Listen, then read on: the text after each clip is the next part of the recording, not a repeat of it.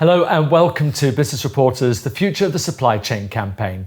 I'm Alistair Greener. Today I'm talking to Brian Dooley from AIMMS. Good morning. Morning. What are some of the misconceptions that some organisations may have when it comes to the supply chain and the digitalisation of their journey? I think there's probably three key areas. Cost is obviously one of the first ones, so they perceive this as something that's going to need huge infrastructure, is going to be a huge project and therefore incur lots and lots of cost, and feel that puts it out of the reach of most normal sized organisations and only really for leading companies. Allied to that is a perception that they need a big team of data scientists, so there's organisational implications then that they need to change and recruit different skill sets. In the world of supply chain, more often than not, the day-to-day operational job just gets in the way, and there's too much stuff to do, and this just gets put on the back burner as it's not a pressing issue, let's move on to something else. And all of that together really stops companies finding this what we refer to as a happy path to supply chain digitalisation. Yeah, and we'll talk a little bit more about that happy path in a little while. But first of all, looking at this pursuing the data analytics, you give us an idea how not pursuing this path of data analytics can really have an impact on business performance.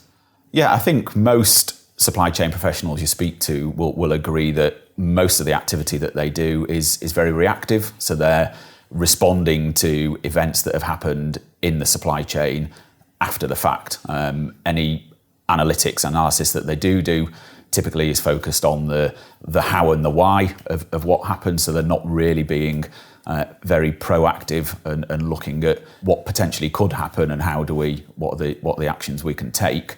When they do any analysis, it's in the existing tools they've got. So typically this is done in Excel. Lots and lots of organisations we speak to, their core analytics tool, if you like, is Excel. But it takes so long, it's so cumbersome, that by the time they've done the analysis, the question has changed.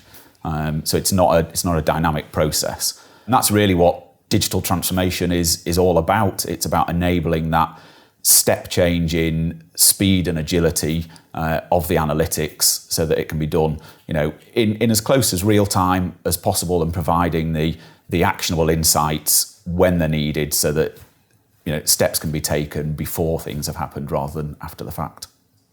What about a more of an incremental approach to this digital transformation? How can that help an organisation? I think that's a really important point. So, as we said at the top of the interview, the perception that this is a big project that's going to take lots of resource often puts people off.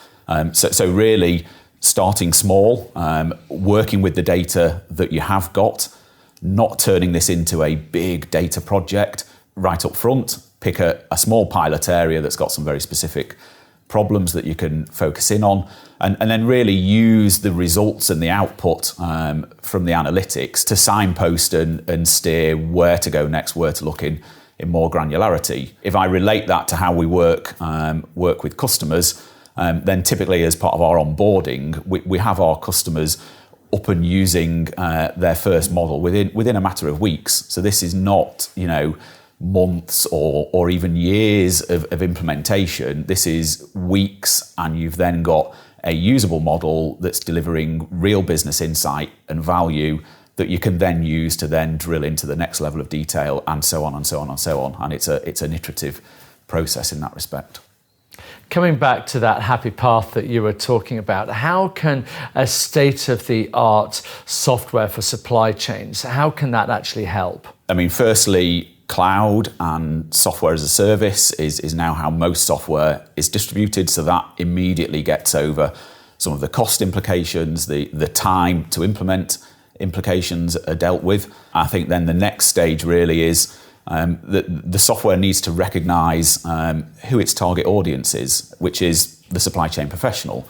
So it needs to have the power of analytics underneath, but almost make that invisible to the end user and present it in a way and a language that makes sense to the supply chain user.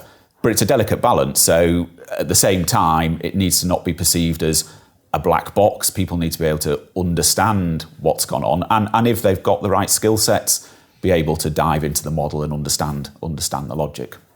Perhaps you could give us some examples of how some of this new technology and the way things are advancing, how it's actually working in practice. The key message here really is it's about scenarios and simulations and what if modelling. So if you think, the supply chains that we operate in today are very volatile, they're unpredictable, they're ambiguous, they're complex. We can't always plan for every situation, but we can estimate and take a view on what those situations might be and run scenarios and simulations. So typically this could be looking at supporting an investment decision. So you may model your existing supply chain with all of its current constraints and parameters and optimize that. But then you could model it then and remove those constraints, and that will highlight then if constraints weren't there, ideally which manufacturing plants would you produce product in, which warehouses would you store product in and route product through. And then you can start to see, well, what financial benefit does that deliver to me? And then based on that, does that look interesting? Is it of a big enough scale to then warrant an investment proposal, and does it support that investment decision?